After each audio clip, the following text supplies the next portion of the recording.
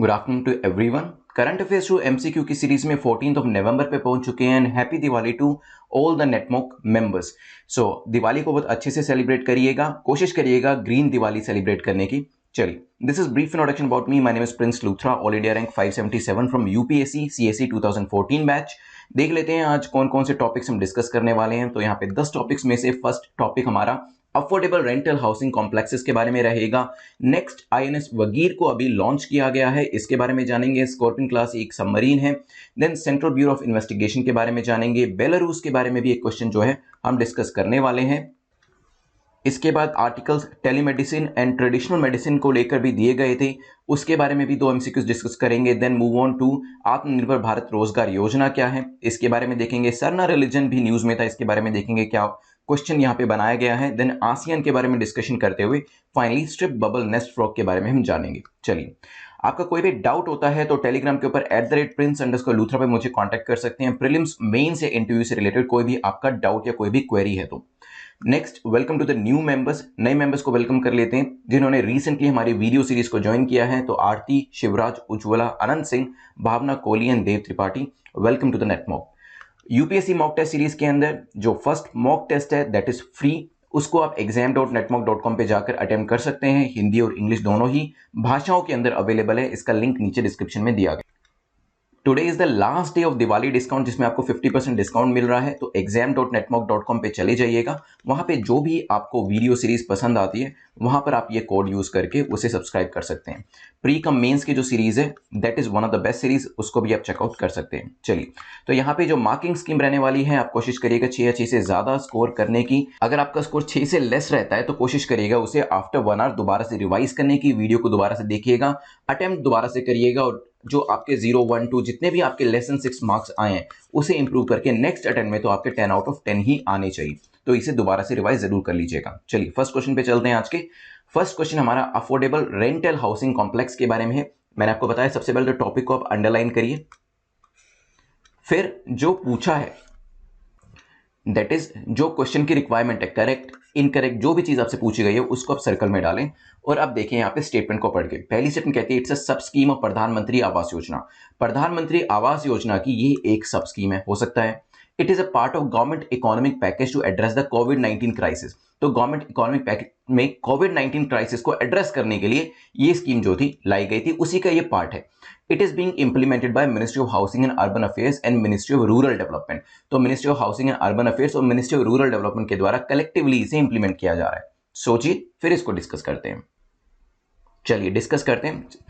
मैं आपसे कई बार क्वेश्चन पूछता हूं कि आप इसका आंसर मुझे कमेंट सेक्शन में करिएगा। अगर उसका आंसर आपको पता है तो आप कमेंट सेक्शन में करा करिए, नहीं तो आप गूगल पे भी सर्च कर सकते हैं। Okay, so let's ask Google, hey Google, what is affordable rental housing complexes? On the website pp-urban.gov.in, they say, the Ministry of Housing and Urban Affairs, Government of India, in light of the unprecedented challenge due to the global pandemic of COVID-19, will be launching a scheme to promote affordable rental housing complex for migrant labor and urban poor to provide ease of living, access to dignified and planned housing clause. चलिए, जैसे कि Google ने भी बताया, और अगर आप ministry of housing and urban affairs की वेबसाइट पे arhc.mohua.gov.in पे भी जाएंगे, वहां पर भी ये चीज बताई गई है कि कोविड-19 पेंडेमिक की वजह से रिवर्स माइग्रेशन जो था वो काफी शुरू हुआ अर्बन माइग्रेंट्स का। इस वजह से कोविड-19 क्राइसिस को डील करने के लिए और अर्बन माइग्रेंट्स के लिए ये जो पर्टिकुलर स्कीम थी लाई गई। तो यहाँ पे सेकंड जो स्टेटमेंट है, it's a part of government economic package address to कोविड-19 क्राइसिस, तो सेकंड स्टेटमेंट ठीक हो जाती है। और जैसे मैंने आपको बताया किस वेबसाइट पे दिया गया है, ministry of housing and urban affairs, तो MOHUA इसके अंदर इन्वॉल्व है, मिनिस्ट्री ऑफ रूरल डेवलपमेंट नहीं है। तो इस वजह से तीसरी स्टेटमेंट हमारी इनकरेक्ट हो जाती है। पहली स्टेटमेंट को देखें, क्या ये प्रधानमंत्री आवास योजना की सब स्कीम है? तो यस, प्रधानमंत्री आवास योजना की एक सब स्कीम है। देखिए किया क्या गया, अर्बन माइग्रेंट्स जो कि देखिए रूरल एरिया से लोग माइग्रेशन करके अर्बन एरियाज में जाते हैं, और वहां पर जो उनके काम करने की साइट होती है उसके आसपास ही उन लोगों को अगर एक अफोर्डेबल घर मिल जाता है रहने के लिए, ठीक है, तो इससे अच्छी बात क्या हो सकती है? क्योंकि पहले तो वो अपना गांवों को छोड़कर शहरों की तरफ गए काम को ढूंढने के लिए, अब काम तो उनको मिल गया लेकिन अगर घर ही नहीं मिल पाया उनको, तो सबसे बड़ी प्रॉब्लम तो ये उनकी हो जाएगी।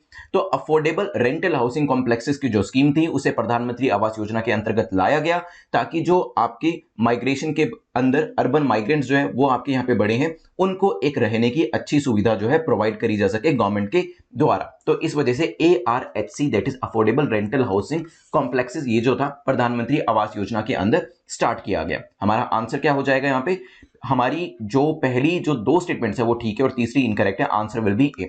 इस पे क्वेश्चन क्यों बनाया गया, क्योंकि रिसेंटली सूरत जो है, Surat city, Surat became the first city to finalize a project under ARHC that is affordable rental housing scheme के अंदर पहला माइग्रेंट वर्कर्स के लिए जो इन्होंने इनिशिएटिव लिया है वो इन्होंने फाइनलाइज कर दिया। तो सूरत पहली सिटी अपने आप में बन गई है। ठीक है, कुछ और चीजें जान लेते हैं इसके बारे में। अफोर्डेबल रेंटल हाउसिंग कॉम्प्लेक्स के बारे में, ईज ऑफ लिविंग किसके लिए, आसानी से कौन रह सके, माइग्रेंट वर्कर्स और अर्बन पुअर। ये जो दो कैटेगरी हैं, अर्बन पुअर की कैटेगरी एंड माइग्रेंट वर्कर्स की कैटेगरी, उनको रहने में किसी भी तरीके की प्रॉब्लम ना हो, इस तरीके से कॉम्प्लेक्स आप देख रहे हैं, कॉम्प्लेक्स बनाने की बात करी गई है। कुछ इस तरीके के रहने के लिए इनके कॉम्प्लेक्सेस बनाए जाएंगे इनकी साइट के आसपास, जहां पे ये लोग काम करने जाते हैं उनके आसपास। ठीक है, तो रेंटल अकोमोडेशन भी मिलेगा माइग्रेंट्स के लिए, urban poor in industrial sector, service industry में काम कर रहे हैं या फिर मैन्युफैक्चरिंग में काम कर रहे हैं, कहीं पे भी, तो रेंटल अकोमोडेशन उनको आसानी से यहाँ पे प्रोवाइड कराया जाएगा। Use of existing government funded housing stock जो कि JNNURM Jawaharlal Nehru urban rural mission के अंदर बनाए गए थे, उनको भी यहां पर कन्वर्ट करके इस पर्टिकुलर चीज के लिए यूज किया जाएगा। ठीक है, इसमें प्राइवेट पब्लिक एजेंसीज को भी इंसेंटिवाइज किया जा रहा है ताकि वो भी बढ़ चढ़कर इसमें हिस्सा ले।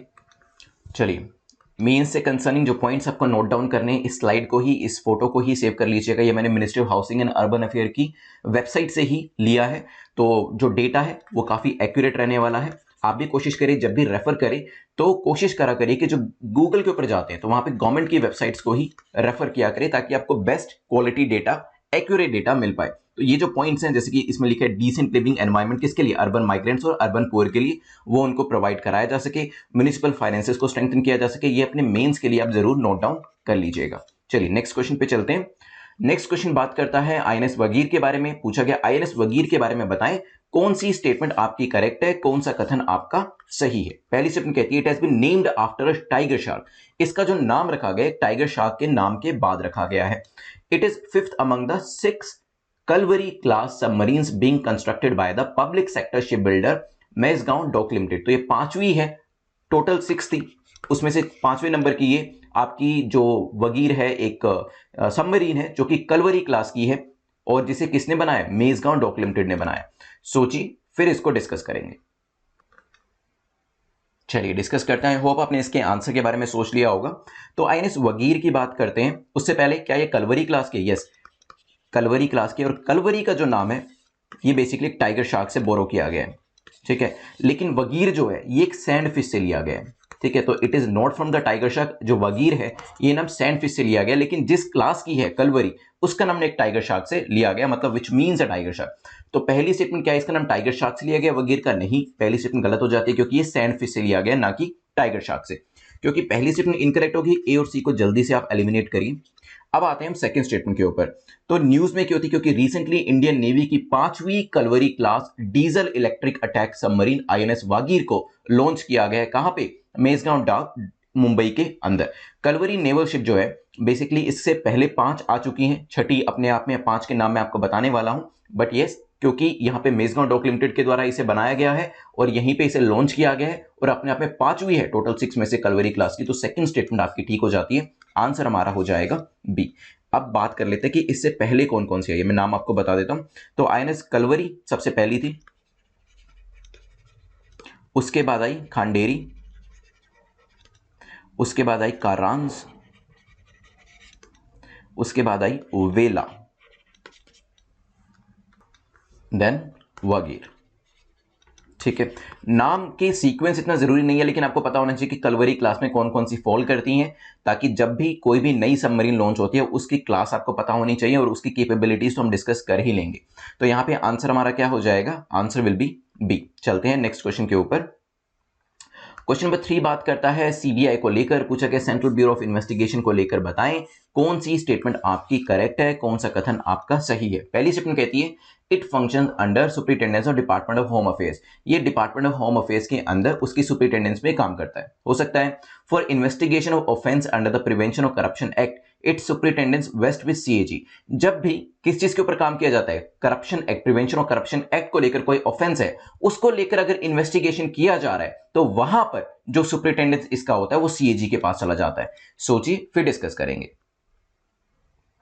चलिए, तो अगर आपको याद हो, हम सीबीआई के बारे में पहले भी एक दो बार क्वेश्चन बना चुके हैं और हमने डिस्कस भी किया था अच्छी से, लेकिन क्योंकि इसमें गलती होने के चांसेस बने रहते हैं, दोबारा से मैंने इसको एक जो स्टेटमेंट थी थोड़ी घुमा के दी है। हमने पहले भी डिस्कस किया था कि ये जो पर्टिकुलर सीबीआई है, इन्वेस्टिगेशन एजेंसी है, ये काम करती है department of personal, ministry of personal, pension and public grievances, government of India के अंदर में। तो मिनिस्ट्री ऑफ होम अफेयर्स के नहीं अंदर आती है, मिनिस्ट्री ऑफ पर्सनल के अंदर, डिपार्टमेंट ऑफ पर्सनल के अंदर आती है सीबीआई। ठीक है, अनरिलेटेड सा लगता है, तभी इसके ऊपर क्वेश्चन बन के आ सकता है। यूपीएससी इसी तरीके से ही कोशिश करता है आपकी कॉमन सेंस को डिफीट करने की। वहां पे हमें लग सकता है क्योंकि सीबीआई है तो मिनिस्ट्री ऑफ होम अफेयर्स का यहाँ पे रोल होना चाहिए, बट एमएचए का कोई रोल नहीं है। दूर दूर तक भी शायद हमारे ध्यान में ना आए अगर हमने ये ना पढ़ा हो कि ये मिनिस्ट्री ऑफ पर्सनल के अंदर आती होगी। तो yes, it comes under ministry of personal, pension and public grievances, government of India. अब यहाँ पे फॉर इन्वेस्टिगेशन ऑफ ऑफेंसेस जो कि प्रिवेंशन ऑफ करप्शन एक्ट से डील करते हैं, इसकी सुपरिटेंडेंस किसके पास होती है? इसकी सुपरिटेंडेंस होती है सीवीसी के पास। ठीक है, सेंट्रल विजिलेंस कमीशन के पास इसकी सुपरिटेंडेंस आ जाती है, ना कि सीएजी के पास। ध्यान रखिएगा। तो पहली जो स्टेटमेंट है वो आपकी इनकरेक्ट हो जाती है, सेकंड स्टेटमेंट जो है वो भी आपकी इनकरेक्ट हो जाती है। आंसर आपका क्या हो जाएगा? आंसर विल बी डी, क्योंकि दोनों ही स्टेटमेंट्स आपकी गलत है।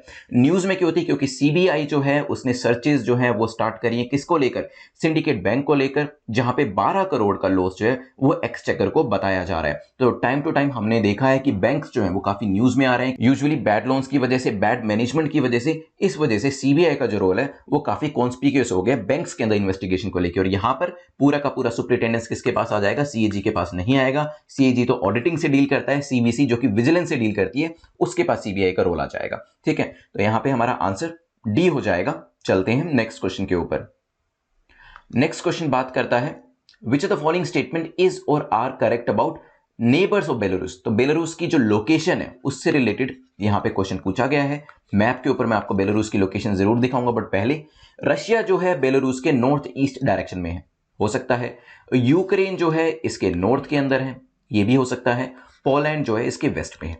ये चीज आप तभी आंसर कर पाएंगे मैप रिलेटेड क्वेश्चन, जैसे कि मैंने आपको बताया, अगर आपकी विजुअल मेमोरी जो है वो मैप को लेकर डेवलप है। यहां पे कोई कॉमन सेंस आप यूज नहीं कर सकते हैं। अगर आपने मैप देखा ही नहीं है बेलारूस का, तो कैसे कॉमन सेंस को आप यहां पे यूज करेंगे? ठीक है, तो कोशिश करें मैप्स को अपने रूम में लगाने की, और जैसे मैंने आपको बताया था अपने वॉशरूम में भी आप लगा सकते हैं, ताकि जब भी आप फेस वॉश के लिए जाते हैं तब, या फिर हैंड वॉश के लिए जाते हैं, एक या दो बार आपकी नजर उस मैप के ऊपर पड़े। उस 1-2 मिनट 30 सेकंड्स के अंदर भी बहुत सारी चीजें सीखी जा सकती है, वो टाइम आपका वेस्ट नहीं होगा। सोचिए इस क्वेश्चन के बारे में, फिर हम इसको डिस्कस करेंगे मैप के थ्रू। चलिए, न्यूज में क्यों था यूक्रेन, बेलारूस, रशिया, ये सब चीजें क्यों पूछी गई? क्योंकि बेलारूस के अंदर 31 ईयर ओल्ड एक आर्टिस्ट को और एक फॉर्मर सोल्जर को अरेस्ट किया गया और वो पुलिस कस्टडी में उसकी डेथ हो गई। और इसके बाद पूरा अपोजिशन जो था वो स्टार्ट हो गया। कहां पर? बेलारूस के अंदर। अब लोकेशन देख लेते हैं बेलारूस की। तो अगर देखिए, रशिया इसके नॉर्थ ईस्ट में है, लातविया इसके नॉर्थ में है, लिथुआनिया वेस्ट के अंदर है, रशिया वेस्टर्न डायरेक्शन में भी इसका एक छोटा सा पार्ट है, पोलैंड इसके साउथ वेस्ट में है। मैंने आपको लोकेशन देखनी बताई थी किस तरीके से, east west north south. Poland कहां है? इस डायरेक्शन में। तो कहां पे हुआ? साउथ वेस्ट में है। यूक्रेन साउथ में है। ठीक है, चेर्नोबिल काफी फेमस प्लेस है। यहां पे भी एक पर्टिकुलर इंसिडेंस हुआ था, मुझे अगर आपको याद है तो मुझे कमेंट सेक्शन में जरूर बताइएगा चेर्नोबिल किस इंसिडेंट को लेकर न्यूज में था काफी साल पहले। इसके ऊपर जो है एक डॉक्यूमेंट्री भी बन चुकी है चेर्नोबिल के ऊपर। और आप time and again nuclear energy को लेकर चेर्नोबिल का जो इंसिडेंट है वो जरूर पढ़ते होंगे। तो मुझे 1 लाइन में बताइएगा कि चेर्नोबिल का इंसिडेंट क्या था। चलिए, अब चलते हैं अपने क्वेश्चन के ऊपर। तो रशिया के नॉर्थ ईस्ट में था, बिल्कुल सही है। पोलैंड कहां पे था? वेस्ट में था, साउथ वेस्ट भी कह सकते हैं। ठीक है, ये भी बिल्कुल करेक्ट है, क्योंकि आप देखें बाउंड्री तो इसकी वेस्ट के अंदर भी है, बेलारूस के। This is the western direction. और अगर हम यूक्रेन की बात करें, यूक्रेन जो था वो नॉर्थ में नहीं था, Ukraine is on the south. तो सेकंड स्टेटमेंट हमारी गलत हो जाती है, आंसर हमारा हो जाएगा बी। पहली और तीसरी स्टेटमेंट सही है, B is the correct answer. चलिए नेक्स्ट क्वेश्चन पे चलते हैं, जो कि बात कर रहा है टेलीमेडिसिन के बारे में। पूछा कि टेलीमेडिसिन के बारे में बताएं कौन सी स्टेटमेंट करेक्ट है, कौन सा कथन हमारा सही है। पहली स्टेटमेंट कहती है it uses IT to facilitate communication between patient and doctor. तो इसके अंदर इंफॉर्मेशन टेक्नोलॉजी का यूज किया जाता है पेशेंट और डॉक्टर के बीच में, ताकि वो कम्युनिकेट कर सके, हो सकता है। Second, it uses IT for diagnosis, treatment and prevention of disease and injury. तो आईटी का इस्तेमाल सिर्फ कम्युनिकेशन के लिए नहीं, ऐसा कहा जा रहा है डायग्नोसिस के लिए, ट्रीटमेंट के लिए और प्रिवेंशन के लिए भी किया जा सकता है। May be the telemedicine service platform of the ministry of health and family welfare, that is e Sanjeevani. तो क्या ई संजीवनी प्लेटफॉर्म है कोई, और क्या वो ministry of health and family welfare के अंदर आता है? एंड ई संजीवनी ओपीडी, क्या ऐसा भी कोई प्लेटफॉर्म है? Have completed 1.5 lakh tele consultation, 1.5 lakh tele consultation ये कंप्लीट कर चुका है। सोचिए, फिर डिस्कस करते हैं। चलिए, तो रिसेंटली जूम आपने बहुत सुना होगा। कोविड-19 के टाइम पे काफी सारी जो मिनिस्ट्रीज थी, इवन जो प्राइवेट कंपनीज थी, वो जूम को यूज कर रहे थे वर्क फ्रॉम होम को पूरा अकम्प्लिश करने के लिए। तो जो विजुअल मीटिंग्स थी, जो ऑडियो वीडियो मीटिंग्स हुआ करती थी, वो जूम के थ्रू करी जाती थी और कराई जाती थी। यहां पर जूम ने अपने प्लेटफॉर्म के ऊपर एक नया फीचर जो है वो हेल्थ केयर ऑर्गेनाइजेशन को ध्यान में रख के लॉन्च किया है, ताकि जो भी ये टेलीमेडिसिन है, इस कॉन्सेप्ट को फर्दर आगे लेके जाया जा सके।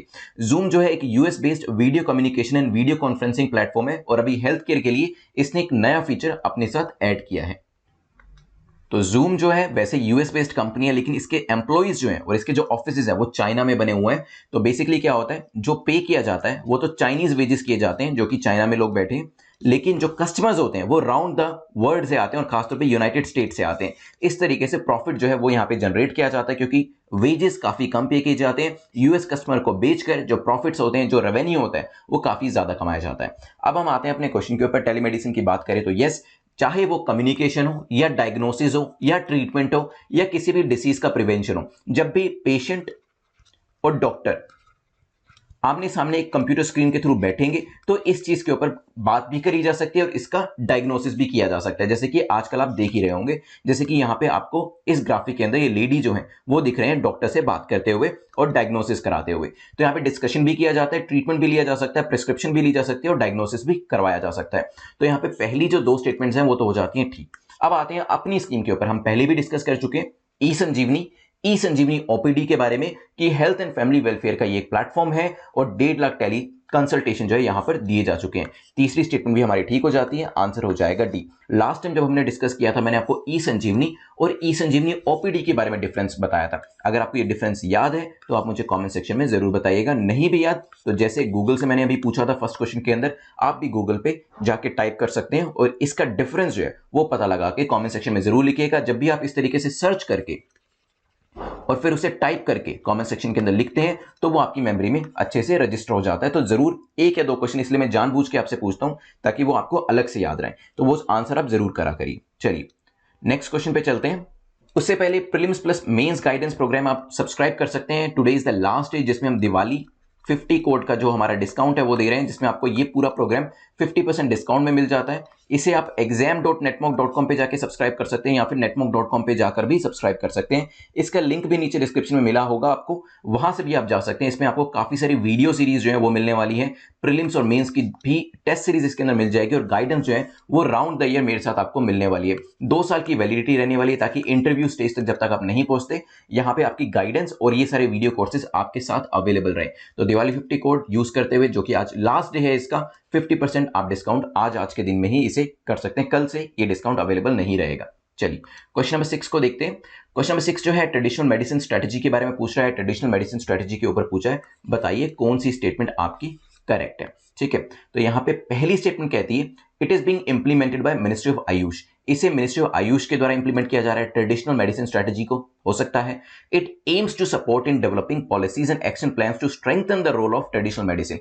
इसमें क्या होगा, पॉलिसीज जो है वो डेवलप करी जाएंगी, प्लान्स बनाए जाएंगे, ताकि जो हमारा ट्रेडिशनल मेडिसिन है इसके रोल को स्ट्रेंथन किया जा सके। अभी क्या है, जो हमारी ट्रेडिशनल मेडिसिन है पुराने टाइम में तो इसको बहुत ज्यादा यूज किया जाता था, एंशियंट टाइम में, लेकिन अभी क्या है, क्योंकि आपको पता है इंग्लिश मेडिसिन आ गई हैं, एलोपैथी और कितनी सारी पैथीज जो है वो आ चुकी हैं, इस वजह से जो हमारी ट्रेडिशनल मेडिसिन है उसका इस्तेमाल कम होता जा रहा है और उसका जो एक सिग्निफिकेंस है वो भी कहीं ना कहीं उसमें भी ड्रॉप जो है वो देखने को मिला है। लेकिन अगर आप देखेंगे traditional medicine is very important, क्योंकि काफी सारी डिसीजेस को क्योर करने में इसका इंपॉर्टेंट रोल रहता है और इसमें कोई भी साइड इफेक्ट जैसी चीज भी नहीं होती है।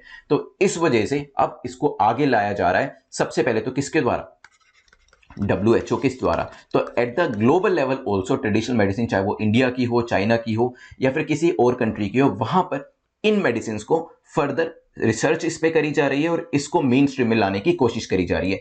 क्या इसे मिनिस्ट्री ऑफ आयुष जो है वो लेके आई है, इंप्लीमेंट करें? नहीं, it is being implemented bye WHO। तो ट्रेडिशनल मेडिसिन स्ट्रेटेजी जो है इसे वर्ल्ड हेल्थ ऑर्गेनाइजेशन के द्वारा इंप्लीमेंट किया जा रहा है। इसके अंदर सेकंड स्टेटमेंट देखें, काफी कॉमन सेंस वाली है। इसमें क्या किया जाएगा, पॉलिसीज एक्शन प्लान्स को डेवलप किया जाएगा, सपोर्ट किया जाएगा, ताकि जो ट्रेडिशनल मेडिसिन का जो रोल है उसको अपना रोल निभाने का एक एटलीस्ट मौका मिल सके, उसके रोल को एक सिग्निफिकेंस दी जा सके।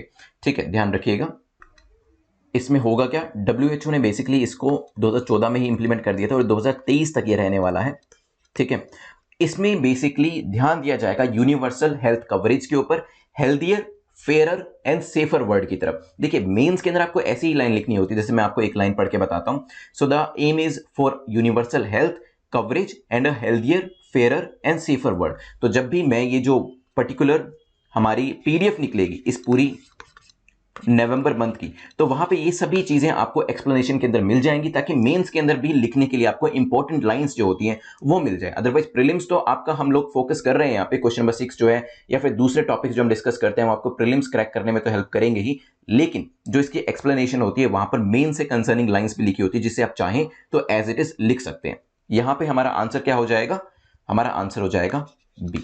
चलिए 2014 से 23 तक ये जो स्ट्रेटजी है चलने वाली है। क्वेश्चन नंबर 7 को देखते हैं। इनकरेक्ट पूछा है कि आत्मनिर्भर भारत रोजगार योजना के बारे में कौन सी स्टेटमेंट इनकरेक्ट है, कौन सा कथन यहां पर गलत है। 3 स्टेटमेंट्स हैं। पहली कहती है it is aimed at incentivising the creation of new employment opportunities during covid economic recovery phase. तो यहां पे कोविड-19 के टाइम पे जो इकोनॉमिक रिकवरी का फेज चल रहा है, इसका मुख्य ऑब्जेक्टिव जो है इंसेंटिवाइज करना है, ताकि नई एम्प्लॉयमेंट अपॉर्चुनिटीज क्रिएट करी जा सके। Second, it will provide subsidy for provident fund contribution for adding new employees. तो यहाँ पे प्रोविडेंट फंड कंट्रीब्यूशन के अंदर सब्सिडी भी दी जाएगी जब नए एम्प्लॉइज को ऐड किया जाता है, इसके अंतर्गत हो सकता है। The subsidy will be restricted to those establishment which are registered with Employees provident fund Organisation only. तो सब्सिडी जो है वहीं तक रिस्ट्रिक्टेड रहेगी जो कि organisation employees provident fund organisation के साथ रजिस्टर्ड है, बाकी किसी को नहीं दी जाएगी। सोचिए फिर डिस्कस करते हैं। चलिए, तो रिसेंटली गवर्नमेंट ने अनाउंस किया है अ फ्रेश सेट ऑफ मेजर्स, जो कि जिसकी वैल्यू है 1.2 लाख करोड़।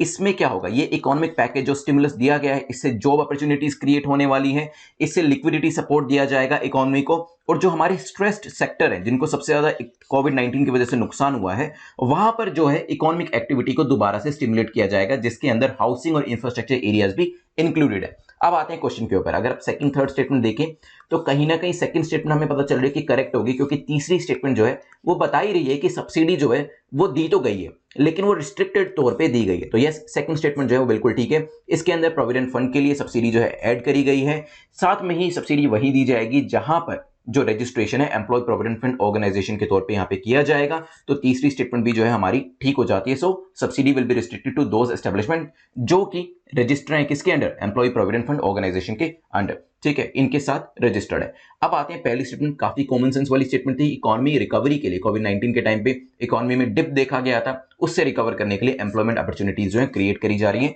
तीनों स्टेटमेंट्स ठीक है। आपसे पूछा था इनकरेक्ट कौन सी है, तो नन ऑफ द अबव, तीनों में से कोई भी इनकरेक्ट नहीं है। तो यहां पे मेंस के पर्सपेक्टिव से एम जो है आत्मनिर्भर भारत रोजगार योजना का जान लीजिए, इंसेंटिवाइज करना है, इसी के ऊपर हमने स्टेटमेंट बनाई थी ताकि नई एम्प्लॉयमेंट अपॉर्चुनिटीज क्रिएट करी जा सकें। गवर्नमेंट का कंट्रीब्यूशन भी रहने वाला है, इसके अंदर सब्सिडी रहने वाली है। ऑर्गेनाइजेशन जहां पे 1000 एम्प्लॉइज है उनको एम्प्लॉय कंट्रीब्यूशन मिलने वाला है 12% ऑफ वेजेस का। एम्प्लॉयर कंट्रीब्यूशन भी यहां पे 12% रहने वाला है। टोटलिंग 24% ऑफ वेजेस फॉर 2 साल तक देने का यहां पे प्रावधान रखा गया है। ठीक है, तो ये जो है मेंस पर्सपेक्टिव से स्लाइड आप पढ़ लीजिएगा। चलते हैं नेक्स्ट क्वेश्चन के ऊपर। Largest number of followers of Sarna religion are found in which state. तो सारना रिलीजन न्यूज में था अभी, इनके सबसे ज्यादा जो फॉलोअर्स हैं किस स्टेट के अंदर पाए जाते हैं। चलिए, तो आंसर है झारखंड। न्यूज में क्यों था, क्योंकि झारखंड गवर्नमेंट ने एक रेजोल्यूशन पास किया है और सेंटर को एक लेटर दिया है कि सारना रिलीजन को आप रिकॉग्नाइज करें और इसे सेपरेट कोड के अंदर सेंसस 2021 के अंदर अलग से इसे डालें।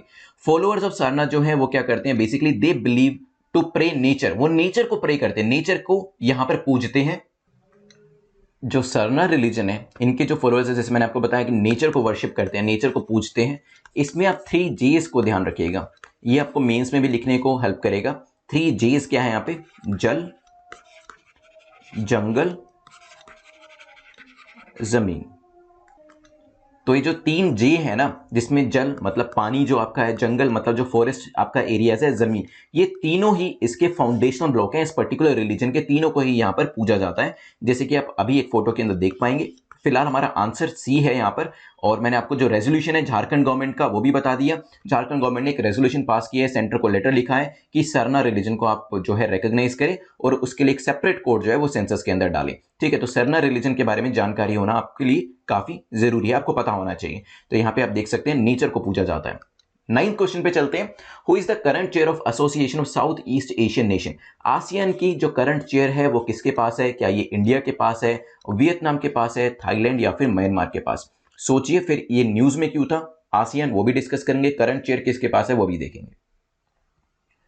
चलिए, तो अभी आसियान इंडिया जब भी आप पढ़ेंगे ना, आप इस तरीके से ही पढ़ेंगे कि आसियान इंडिया की कोई मीटिंग हुई, ठीक है, आसियान इंडिया की कोई चेयर हुई, कोई वर्चुअल कॉन्फ्रेंस हुई, मतलब आसियान अलग है, इंडिया अलग है। ठीक है, ये चीज ध्यान रखिएगा, इंडिया आसियान के अंदर इंक्लूडेड नहीं है, इसका कोई मेंबर नहीं है। Recently India has participated in the 17th ASEAN India virtual summit on the invitation of Vietnam. जो इन्विटेशन था किसकी तरफ से आया था? वियतनाम की तरफ से आया था। क्योंकि वियतनाम ने ही क्यों इन्विटेशन दिया? क्योंकि करंट चेयर जो है आसियान की association of south east Asian Nations की, वो किसके पास है? वो वियतनाम के पास है। समिट का जो फोकस था, जो ये वर्चुअल समिट करी गई, वो था कि कैसे ये जो इकोनॉमिक टर्मोइल चल रहा है अभी कोविड-19 की वजह से, जिससे पूरी की पूरी दुनिया जो है उसकी जो इकोनॉमिक एक्टिविटीज है वो होल्ड हो गई थी, उससे कैसे रिकवर किया जाए। ठीक है, तो ये पूरा का पूरा जो फोकस था वो उस एरिया के अंदर ही था। आंसर आपका बी है। आसियान की जो मेंबर कंट्रीज है वो आप देख लीजिए, और इसका निमोनिक मुझे आप बताने वाले हैं कमेंट सेक्शन के अंदर। बेस्ट निमोनिक जो देगा आसियन कंट्रीज के जो पूरे 10 नाम होते हैं, इसको याद रखने का कोई जो तरीका बताएगा, वैसे काफी सारे लोगों ने पहले भी इसके तरीके बताए, लेकिन जो बेस्ट तरीका मुझे लगेगा उसको मैं यहाँ पे जो विनर है एज अ विनर डिक्लेयर करूंगा। तो यहाँ पे 2 विनर होने वाले हैं। एक तो विनर वो होंगे जो कि प्रीलिम्स का आंसर करेंगे, सेकंड विनर मैं उनको बताऊंगा जो कि बेस्ट आंसर देंगे, जो निमोनिक्स या एक्रोनियम बताएंगे आसियन मेंबर कंट्रीज को याद रखने के लिए। चलिए 10th क्वेश्चन, आज के लास्ट क्वेश्चन पे चलते हैं, जो कि स्ट्राइप बबल नेस्ट फ्रॉग, जो आपका साइंस एंड टेक्नोलॉजी बायोलॉजी वाला सेक्शन है, उससे भी क्वेश्चन पूछे जाते हैं, वहां से क्वेश्चन बनाया गया है। स्ट्राइप बबल नेस्ट फ्रॉग के बारे में बताएं, कौन सी स्टेटमेंट आपकी करेक्ट है, कौन सा कथन आपका सही है? It belongs to genus of Old World three frog family, जिसका नाम है रैकोफोरिडे हो सकता है। It is second report of such a tree frog species from Andaman islands, दूसरी बार इस फ्रॉग को रिपोर्ट किया गया अंडमान आइलैंड से। It has an arboreal bubble nest, इसकी जो नेस्ट होती है वो बबल नेस्ट होती है। एर्बोरियल का मतलब क्या होता है? ऐसी चीजें, ऐसे स्पीसीज जो कि ट्रीज के अंदर रहते हैं, species which live in trees, जो कि पेड़ों के अंदर रहते हैं। तो एर्बोरियल बबल नेस्ट इसकी होती है। मे बी सोचिए इसके बारे में, फिर डिस्कस करेंगे। चलिए, सबसे पहले तो ये जान लीजिए कि फर्स्ट टाइम ऐसा है कि इसको रिपोर्ट किया गया है, इस ट्री फ्रॉग स्पीसीज को रिकॉर्ड किया गया है अंडमान एंड निकोबार आइलैंड से, अंडमान आइलैंड से। तो सेकंड स्टेटमेंट आपकी इनकरेक्ट हो जाती है। It belongs to the genus of Old World tree frog family, एक पुरानी ट्री फ्रॉग फैमिली है जिसका नाम क्या है? रैकोफोर्डे। तो उससे ये बिलोंग करता है, तो यस, उसी पर्टिकुलर फैमिली से लेने से ये बिलोंग करता है और पेड़ों के अंदर ही बबल नेस्ट बना के रहता है। तो पहली और तीसरी स्टेटमेंट आपकी ठीक हो जाती है, सेकंड स्टेटमेंट आपकी इनकरेक्ट है। रिसेंटली ग्रुप ऑफ साइंटिस्ट ने रिपोर्ट किया है new genus of tree frog from Andaman island, जिसको स्ट्राइप्ड या स्ट्रिप्ड बबल नेस्ट फ्रॉग कहा गया है। चलिए, तो यहाँ पे 10 क्वेश्चंस हमारे कंप्लीट होते हैं। आई होप आपने अच्छा स्कोर किया होगा।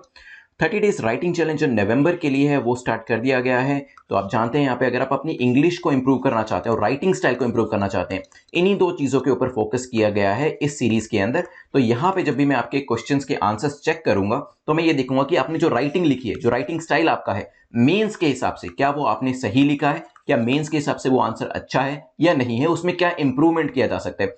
दूसरी चीज जो मैं आपकी चेक करने वाला हूं, वो मैं आपकी चेक करने वाला हूं अंग्रेजी, इंग्लिश आप किस तरीके से लिख रहे हैं, क्या वहां पर कोई ग्रामेटिकल मिस्टेक्स कर रहे हैं या नहीं कर रहे हैं, या फिर इंग्लिश में कोई गलती लिखते हुए कर रहे हैं, कोई टेंसेस की गलती कर रहे हैं या नहीं कर रहे हैं, सेंटेंस को कैसे आप बना रहे हैं, सेंटेंस फॉर्मेशन कैसे कर रहे हैं, उसमें कैसे इंप्रूवमेंट किया जा सकता है, वो मैं आपको बताने वाला हूं। इसमें कोई भी आपको मॉडल आंसर्स नहीं दिए जाने वाले हैं, लेकिन सिर्फ 2 चीजों पे ध्यान दिया जाएगा, आपका राइटिंग स्टाइल कैसे इंप्रूव किया जा सकता है और इंग्लिश करेक्शन, सेंटेंस फॉर्मेशन आपका कैसे बेहतर किया जा सकता है। इसका लिंक भी आपको नीचे डिस्क्रिप्शन में मिल जाएगा, नहीं तो आप exam.netmonk.com पे भी जाकर इसे सब्सक्राइब कर सकते हैं।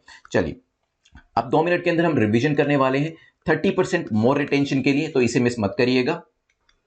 शुरुआत हमने करी थी अफोर्डेबल रेंटल हाउसिंग कॉम्प्लेक्सेस से, तो देखा था कोविड-19 के टाइम पे ये किया जा रहा है। प्रधानमंत्री आवास योजना का ये सब प्रोजेक्ट है, ministry of housing and urban affair. किया क्या जाएगा, कुछ इस तरीके के जो कॉम्प्लेक्सेस हैं वो urban migrant workers, urban poor को प्रोवाइड किए जाएंगे उनको काम के एरिया के पास। मेंस के लिए भी मैंने आपको डायग्राम भी बता दिया था, इस तरीके के डायग्राम आप बता सकते हैं मेंस के अंदर जब अफोर्डेबल रेंटल हाउसिंग कॉम्प्लेक्स के ऊपर क्वेश्चन पूछा जाता है। फिर हमने आईएनएस बगीर के बारे में देखा था, टाइगर शार्क नहीं है इसका नाम जो है वो सैंडफिश के तौर पे रखा गया है। ये कलवरी क्लास, ये वन ऑफ द फिफ्थ है अमंग द सिक्स, ये भी ध्यान रखिएगा, मेजगांव डॉक लिमिटेड द्वारा बनाई गई है। तो यहाँ पे कुछ इस तरीके से दिखती है। नेक्स्ट क्वेश्चन पे चला थे हम, सेंट्रल ब्यूरो ऑफ इन्वेस्टिगेशन के बारे में देखा था, एमएचए के अंडर में नहीं आता, मिनिस्ट्री ऑफ पर्सनल के अंदर आता है ये, और जब भी करप्शन की बात होती है उसको लेकर इन्वेस्टिगेशन होती है तो सीबीसी के अंडर ये काम करती है, ध्यान रखिएगा, उसके साथ अटैच हो जाती है। देन हमने नेक्स्ट क्वेश्चन जो था वो देखा था नेबर्स ऑफ बेलारूस के बारे में, लोकेशन जो थी वो मैप के ऊपर देखी थी, वो यहाँ पे आप देख सकते हैं कुछ इस तरीके से है। नेक्स्ट डिस्कशन हमारा टेलीमेडिसिन के ऊपर हुआ था, तो यहाँ पे ट्रीटमेंट से लेके कम्युनिकेशन तक सारी चीजें जो है वो करी जाती हैं। ई संजीवनी ओपीडी हम डिस्कस कर चुके हैं, इसके बारे में मुझे कमेंट सेक्शन में आप बताइएगा। देन हमारा डिस्कशन जो था वो हुआ था क्वेश्चन नंबर 6 को लेके, जिसमें हमने ट्रेडिशनल मेडिसिन स्ट्रेटेजी के बारे में देखा था। WHO इसे इंप्लीमेंट कर रहा है 2014 से 23 तक, और यहाँ पे जो ट्रेडिशनल मेडिसिन वेरियस कंट्रीज की हैं उनको अब सिग्निफिकेंट रोल जो है वो दिया जाने वाला है। आत्मनिर्भर भारत रोजगार योजना के बारे में देखा था कि किस तरीके से सब्सिडी जो है वो दी जा रही है और यहाँ पे एम्प्लॉयमेंट अपॉर्चुनिटी क्रिएट करने की कोशिश भी एक बार करी जा रही है। सरना रिलीजन झारखंड के बारे में भी हमने डिस्कशन किया था। यहाँ पर जो नेचुरल जो चीजें होती है, नेचर जो होता है, जल, जमीन और तीसरी क्या थी, जंगल, तीनों की यहाँ पे पूजा करी जाती है। फिर हमने आसियान के बारे में देखा था, वियतनाम की तरफ से एक हमें आप कह सकते हैं इन्विटेशन दिया गया था, और इस समिट के अंदर हमने इकोनॉमिक रिकवरी के बारे में डिस्कशन किया है। लास्ट में हमारा डिस्कशन जो था वो स्ट्राइपबल नेस्ट फ्रॉग के बारे में हुआ था, किस पर्टिकुलर जीनस को बिलोंग करता है वो भी देखा था, और ये एबोरिल बबल नेस्ट बना के रहता है वो भी हमने यहाँ पे जाना था। अंडमान में साइंटिस्ट को अभी ये पहली बार मिला है। देन हमारे 10 क्वेश्चन यहाँ पे कंप्लीट होते हैं। अब कोविशील्ड के बारे में मुझे कमेंट सेक्शन में बताइएगा, कोविशील्ड किसने डेवलप करी है ये आप कमेंट सेक्शन के अंदर बता सकते हैं। और जो मेंस का क्वेश्चन आपको आंसर करना है, तो मेंस के लिए आपको आंसर करना है how the platform of ASEAN SAARC BIMSTEC. तो ये जो पर्टिकुलर प्लेटफॉर्म्स है, ब्लॉक्स हैं, यहाँ पर इनको कैसे इस्तेमाल में लाया जा सकता है ताकि जो हमारी इकोनॉमिक रिकवरी, देखिए इकोनॉमी में डिप तो सभी जगह होता है, चाहे वो आसियान कंट्रीज हो, सार्क की कंट्रीज हो या बिम्स्टेक की कंट्रीज हो, और काफी सारी कंट्रीज मिलती जुलती भी हैं इसके अंदर। इकोनॉमी डिप जो हुआ था इन कंट्रीज के अंदर, वहां पे इकोनॉमी रिकवरी जो है उसके लिए इन प्लेटफॉर्म्स का इस्तेमाल कैसे किया जा सकता है। मैं ये नहीं कह रहा कि पेंडेमिक खत्म हो चुका है, पोस्ट पेंडेमिक फेज की बात करी जा रही है कि मान लीजिए जब ये जो पेंडेमिक कोविड-19 है ये इनसिग्निफिकेंट हो जाता है, तब रिकवरी पे आप किस तरीके से इन प्लेटफॉर्म्स को यूज करेंगे। 150 वर्ड्स में इसका आंसर करिएगा।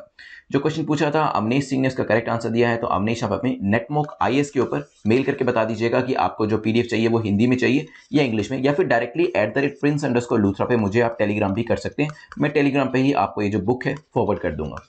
चलिए, यहाँ पे कमेंट सेक्शन में अपने मार्क्स जरूर लिखिएगा, जितना भी आपने स्कोर किया हो। अगर लेस देन 6 स्कोर किया है तो दोबारा से अटेम्प्ट कर लीजिएगा, कोई बात नहीं, और दोबारा से अपने मार्क्स को एडिट करके लिख दीजिएगा।